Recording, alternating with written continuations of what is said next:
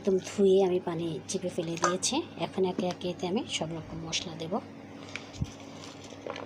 দিয়ে দিচ্ছি পেঁয়াজ, দিয়ে দিলাম অনেকগুলো পেঁয়াজ, কারণ মাথার গোশ একটু বেশি করে সব না দিলে গন্ধ লাগবে। এখন একে একে সব মশলা দিয়ে দিচ্ছি। দিয়ে দিলাম আদা, অনেকগুলো আদা দিয়ে, একটু সর্ষে বাটা, মরিচ পেস্ট দিয়ে দিচ্ছি, রসুন পেস্ট দিয়ে দিচ্ছি, ধনিয়ার গুঁড়ো দিয়ে দিলাম 1 চামচ, হলুদ দিয়ে দিচ্ছি, জিরের গুঁড়ো, শুকনো মরিচের গুঁড়ো, যেহেতু মাথার গোশ একটু ঝাল বেশি দিতে হবে।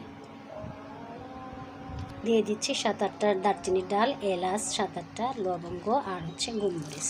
দিয়ে দিচ্ছি পরিমাণ মতো লবণ। এখানে সবগুলো উপকরণ আমি খুব ভালোভাবে মাখাবো। যেহেতু মাথার গোশ কোনো ব্যাড স্মেল যেন না আসে, সেজন্য দিয়ে দিচ্ছি একটু লেবুর রস।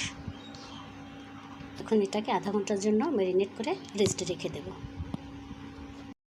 দিয়েছি, এখন দিয়ে দিচ্ছি কয়টা গোটা রসুন, দিয়ে দিচ্ছি সাদা তেল পরিমাণ মতো। তেল দিয়ে আবার খুব সুন্দর করে মিশিয়ে নিচ্ছি। সুন্দর করে মাখানো শেষ। এখন প্রেসার কুকারে ঢাকনা দিয়ে আটকে চুলায় দিয়ে দিলাম চুলায় 7-8টা সিটি দিয়ে নামিয়ে দেখব।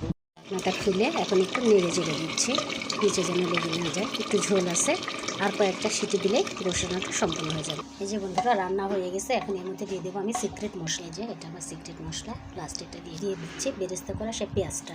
এখন এগুলো দিয়ে খুব সুন্দর করে মাখিয়ে নেব। মশলা দিয়ে নেড়ে চেড়ে লাস্ট লুকে এই যে দেখতেই পাচ্ছ, ইয়ামি ইয়ামি।